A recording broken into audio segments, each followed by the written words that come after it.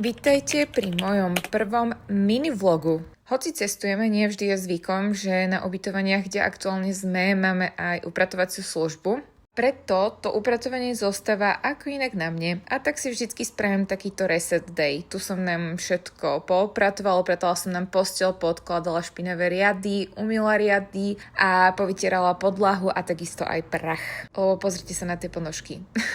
Potom som si dala vitamíny a išla si sušiť vlasy. Inak ďakujem človeku, ktorý vymyslel tento prístroj a potom tomu človeku, ktorý mi ho kúpil. Sušenie vlasov a následný styling pre mňa nabral, že je úplne iný rozmer, takže ďakujem veľmi pekne.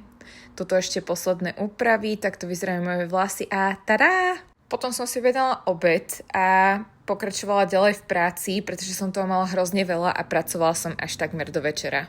Po práci som sa ešte zastavila v meste, pretože som potrebovala niečo z Oysha a keď som prišla domov, tak som skúšala túto novú masku. No a keďže ju na tvári musím mať 60 minút, tak som si popri tom ešte podpisovala na maily a pozerala si vlog. No a pred spaním som si ešte prečítala trochu knihu a išla spať.